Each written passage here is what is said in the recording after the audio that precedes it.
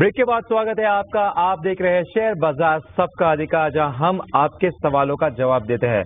ना सिर्फ stock specific, लेकिन कोई भी डाउट है, कोई भी स्ट्रैटेजी रिलेटेड आपको अगर बात करनी है, कोई भी आपको सवाल है, तो वो भी आप हमें इस सेगमेंट में पूछ सकते हैं। तो चलिए सवाल पूछने का जरिया बता देता हूं। आपकी स्क्रीन पर एक QR कोड फ्लैश हो रहा है। उस QR कोड को आप स्कैन करिए, जिसके जरिए आप हमें व्हाट्सएप पर अपने सवाल भेज सकते हैं। साथ ही साथ यूट्यूब पर जो हमें दर्शक लाइव देख रहे हैं, वो भी हमें अपने सवाल भेज सकते हैं कमेंट सेक्शन में, क्योंकि टाइम टू टाइम हम वहां से भी सवाल लेते रहते हैं। तो चलिए आपको बता देता हूं सवाल भेजने का फॉर्मेट क्या है। आप अपना नाम बताएं, आप कहां से हैं, कौन से स्टॉक में आपकी खरीदारी है, कौन से रेट से लिया है, और खासकर आपका नजरिया क्या है। आप शॉर्ट टर्म के लिए होल्ड करना चाहते हैं या लॉन्ग टर्म के लिए। इससे हमारे गेस्ट को काफी आसानी हो जाती है आपके सवालों पर राय देने के लिए। तो चलिए फिलहाल हमारे साथ लक्ष्मी शुक्ला तो बने ही है, अभी रेलीगर ब्रोकिंग से हमारे साथ अजित मिश्रा भी जुड़ चुके हैं। तो आप दोनों का बहुत बहुत स्वागत है हमारे इस सेगमेंट में। तो चलिए सबसे पहले दर्शक के साथ जुड़ जाते हैं। हमारे साथ संजीव यादव जी जुड़ चुके हैं। संजीव नमस्कार। नमस्कार सर। बताइए कौन से स्टॉक में है आपकी खरीदारी। सर IRB इंफ्रास्ट्रक्चर पे है जी 400 शेयर है सर, 50 के लेवल पे जी। और आपका नजरिया क्या है, आप शॉर्ट टर्म के लिए देख रहे हैं, लॉन्ग टर्म के लिए देख रहे हैं। सर शॉर्ट टर्म के लिए देख रहा हूँ। ठीक है, शॉर्ट टर्म के लिए देख रहे हैं।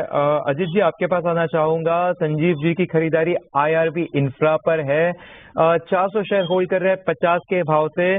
पिछले कई सेशन से स्टॉक ये 50 की ही थोड़ा ऊपर, वहां पे 51 के आसपास ही ट्रेड करता हुआ नजर आ रहा है। कई सेशंस पहले हम देखे, कई सेशन नहीं, कई महीने पहले अगर देखें तो मार्च में ये 50-51 का एक लो बना हुआ था, एक बड़ी गिरावट के बाद। उसके बाद एक काफी अच्छा बाउंस आया था। फिलहाल बाउंस जल्दी आता हुआ नजर नहीं आ रहा, क्योंकि काफी सेशन से यहाँ पर ही घूमता हुआ दिख रहा है। आपके हिसाब से क्या दिख रहा है चार्ट पर। शुक्रिया अंश।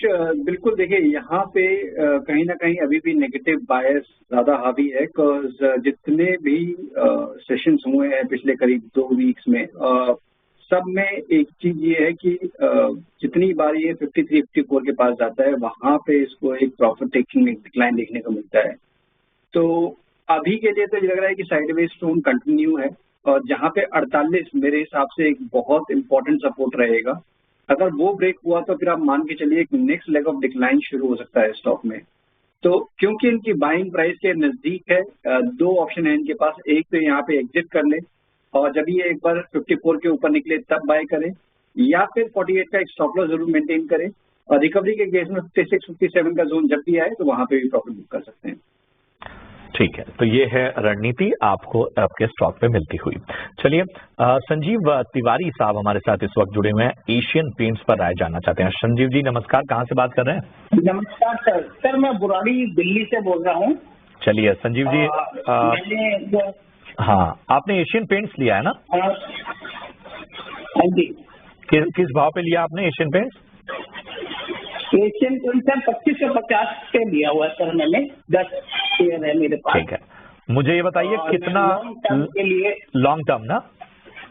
हाँ जी, लॉन्ग टर्म की अवधि के लिए ये है। 20% में मुनाफा देखना चाहता हूँ, तो मैं इस पर राय जानना चाहता हूँ। ठीक है अजीत जी, लॉन्ग टर्म का नजरिया है, एक क्लियर गोल भी लेकर चल रहे हैं कि कम से कम इन्हें 20-30% यहाँ पर मुनाफा हो। बताइए क्या रणनीति होगी लॉन्ग टर्म के हिसाब से।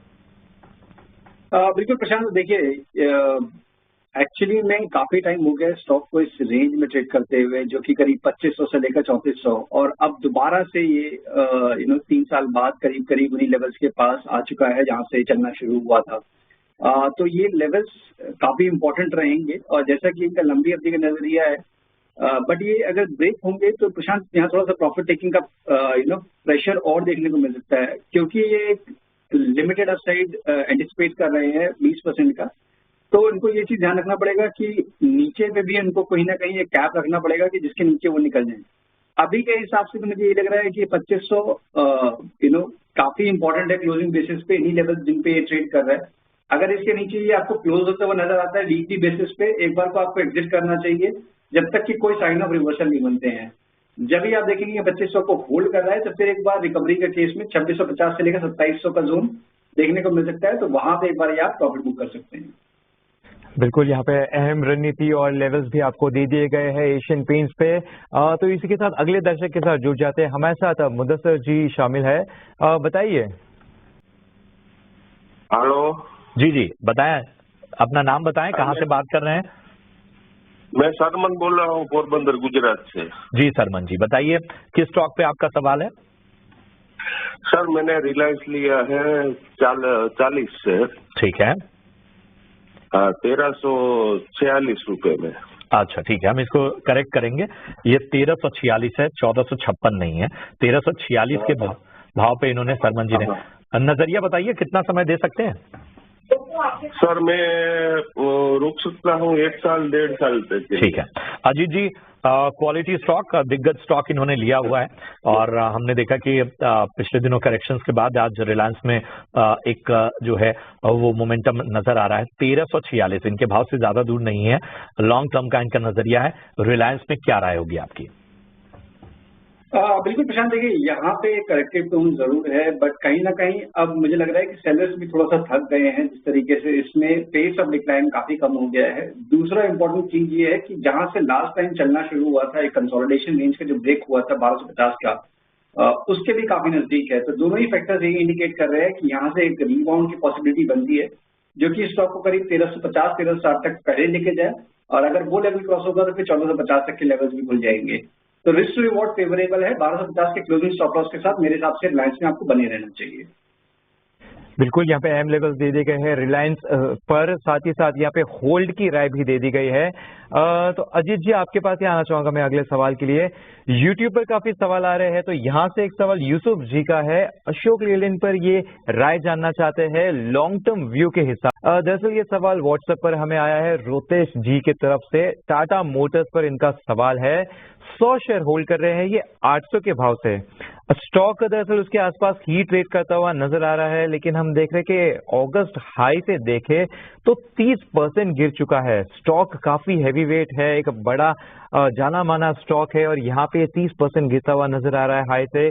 आरएसआई भी देखें तो 25 पे नजर आ रहा है, लेकिन कंटिन्यूसली इसमें फॉल होते ही जा रहा है। हफ्ते ब हफ्ते हम देख रहे हैं कि इसमें जितना बेरिश सेंटिमेंट है वो कंटिन्यूस बनते ही जा रहा है, ओवरसोल्ड होने के बावजूद। तो इतना गिरने के बाद क्या लगता है और कहां तक गिर सकता है, या कुछ रिवर्सल के साइंस नजर आ रहे हैं? बिल्कुल आज देखिए, यहाँ पे अंडर परफॉर्मेंस चल रही है पिछले करीब, अगर आप 2.5-3 महीने से देखेंगे, और इसमें गिरावट पहले ही शुरू हो गई जब तक कि ऑटो काउंटर्स अपने नए हाई बना रहे थे। तो कहीं ना कहीं अंडर परफॉर्मेंस का खामियाजा बेसिकली ये भुगत रहा है, और जैसे कि आपने भी बताया कि ओवरसोल्ड पोजीशन के बावजूद भी इसमें कोई स्टडी रिबाउंड देखने को नहीं मिल रहा है। बट एक चीज जहाँ पर मेरे को लगता है फेवरेबल है कि वीकली चार्ट 780 के पास इसका 100 EMA प्लेस्ड है। तो मुझे लगता है कि ओवरसोल्ड पोजीशन प्लस ये सपोर्ट, शायद ये एक ट्रिगर बन जाए कि एक बाउंस आपको देखने को मिले, जो कि स्टॉक को करीब 825 के ऊपर एक बार अगर आप ले गए, तो फिर जैसे कि कल भी एक अटेम्प्ट हुआ था रिकवरी का, उस तरीके का एक रिकवरी का अटेम्प्ट हो, जो कि स्टॉक करीब 875 880 तक के लेवल तक ले जाए। तो अभी के लिए तो मेरी रिकमेंडेशन यही होगी कि 780 का एक क्लोजिंग स्टॉप लॉस मेंटेन करें, और 825 के ऊपर निकलने के बाद करीब 870 तक की पोजीशन टारगेट के लिए आप उसको होल्ड कर सकते हैं। ठीक है, 780 का नीचे की तरफ स्टॉप लॉस रखिए, ऊपर की तरफ भी आपको टारगेट दे दिए गए हैं। तो चलिए इसी के साथ वक्त एक छोटे से ब्रेक का, आप हमारे साथ बने रहिए।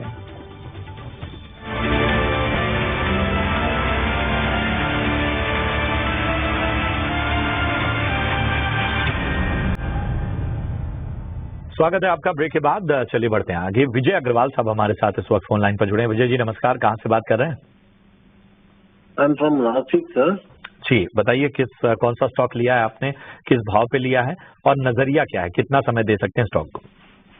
वो मैसेज में मैंने डाला था PNB housing finance for long term 3 to 5 years। ठीक है, 200 शेयर्स एट 870।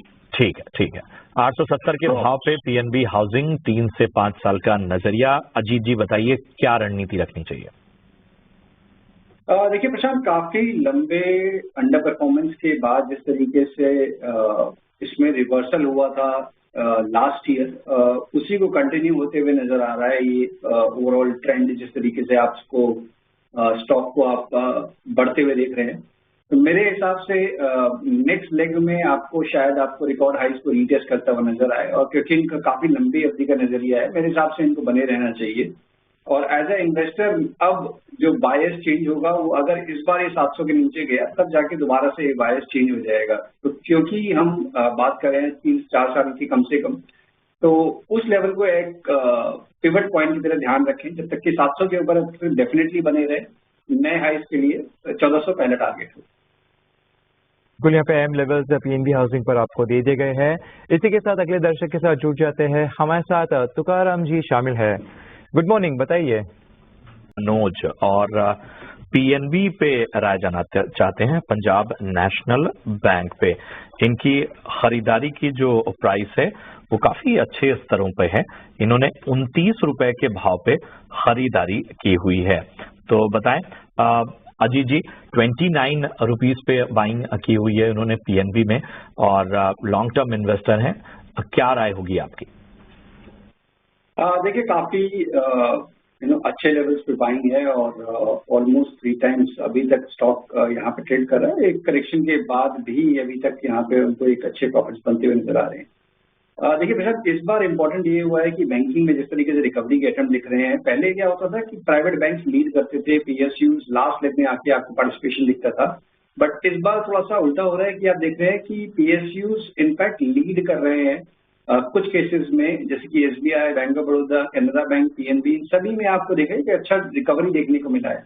तो मुझे लगता है कि डेफिनेटली इनको बने रहना चाहिए, क्योंकि ये लंबी अवधि के निवेशक हैं और नेक्स्ट लेग में मुझे लगता है जब भी 115 के लेवल्स क्रॉस होंगे तो एक नए एक माइलस्टोन के लिए बेसिकली करीब 150, 200 का जोन उसके अटेम्प्ट के लिए रहेगा। ये अगर लॉन्ग टर्म की हम बात करें तो डेफिनेटली बने रहना चाहिए। एक पिवट पॉइंट के लिए उनको 90 का लेवल ध्यान रखना चाहिए। जब तक कि ये इसके ऊपर क्लोज कर रहा है तब तक लॉन्ग टर्म का ट्रेंड पॉजिटिव साइड पे जाएगा। बिल्कुल बने रहने की सलाह यहाँ पे पीएनबी पर। तो चलिए इसी के साथ व्हाट्सएप पर हमें कई सवाल आ रहे हैं, वहां से भी ले लेते हैं। तो ये इंडियन ऑयल पर सवाल ले लेते हैं। लक्ष्मीकांत, आपके पास आना चाहूंगा। इंडियन ऑयल पर इनका सवाल है, 375 शेयर होल्ड कर रहे हैं 171 के भाव से। स्टॉक देखिए तो वहां से काफी टूट चुका है, 17-18% नीचे की तरफ ट्रेड करता हुआ नजर आ रहा है। एक बहुत ही अच्छा जो सपोर्ट कह सकते हैं 165 का था, जहां पे कई सारे मूविंग एवरेज थे 100, 50, 200, वो भी तोड़ता हुआ काफी इसके नीचे आ चुका है। तो अजीत जी, आपके पास एक्चुअली आना चाहूंगा इस सवाल के लिए। यहाँ पर आपकी क्या राय बन रही है कि इतना टूटने के बाद नीचे कहीं पे सपोर्ट के कोई लेवल्स दिख रहे हैं? देखिए, जैसा कि ओएमसी में पहले भी बात कर रहे थे कि काफी ज्यादा पनिशमेंट ऑलरेडी हो चुकी है। एक ठीक ठाक करेक्शन फ्रॉम दी रिकॉर्ड हाइज बीट आईओसी, एचपीसीएल, बीपीसीएल। यहाँ पे अब सपोर्ट के आप काफी नजदीक आ गए हैं। जैसे 128 का जोन है वो काफी मेजर सपोर्ट है मेरे हिसाब से आईओसी में, और रिकवरी के केस में जब भी आप 145 को ब्रेक करेंगे तो 155-160 तक के लेवल्स आपको देखने को मिल सकते हैं। तो मेरी राय ये होगी, क्योंकि आप सपोर्ट के काफी नजदीक हैं, एक्सट्रीम ओवरसोल्ड पोजीशन है, तो बने रहिए 128 के स्टॉप लॉस के साथ पोजिशनली, और 160 तक के पोजिशनल टारगेट्स जो कि आपको करीब महीना 1.5 महीने के अंदर शायद दोबारा देखने को मिल जाए। ये है राय आपके स्टॉक पे। हमारे एक दर्शक हैं एनसीसी पे राय जानना चाहते हैं, मोहन नाम है इनका। 75 रुपीज पे इन्होंने एनसीसी का शेयर अजीत जी परचेज किया हुआ है। बताइए क्या रणनीति होगी? लॉन्ग टर्म का इनका भी नजरिया है, हालांकि इन्होंने समय नहीं बोला, लेकिन ये लॉन्ग टर्म इन्वेस्टर है। बिल्कुल बने रहना चाहिए प्रशांत। देखिए, काफी अच्छे लेवल्स पे इन्होंने इन्वेस्ट किया और उसका रिटर्न भी मिल रहा है। स्टॉक अभी भी अपने रिकॉर्ड हाइस के पास ही कंसोलिडेट कर रहा है। रिजल्ट्स काफी बेटर आए थे। जिस तरीके की मार्केट सिचुएशन अभी है उसमें भी ये होल्ड कर रहा है। तो सारे इंडिकेशन यही इंडिकेट कर रहे हैं कि आपको बने रहना चाहिए। 275 ये एक इमीडिएट पिवट पॉइंट है अगर आप इसको कंसिडर करना चाहते हैं तो। अदरवाइज मुझे लगता है कि 360 ब्रेक होने के बाद 430, 440 तक के पोजिशनल लेवल्स इसमें आपको देखने को मिल सकते हैं एनसीसी में। तो बने रहने की राय होगी, 270 का एक स्टॉप लॉस जरूर ध्यान रखें। बिल्कुल अजीत जी, तो एक्चुअली समय सीमा हो चुकी है, लेकिन एक क्विकली एक स्टॉक आपसे डिस्कस करना चाहूंगा। सुभाष जी का सवाल है, बंधन बैंक पर 207 से इनकी खरीदारी है। स्टॉक अभी जहां पे ट्रेड कर रहा है 175 के आसपास।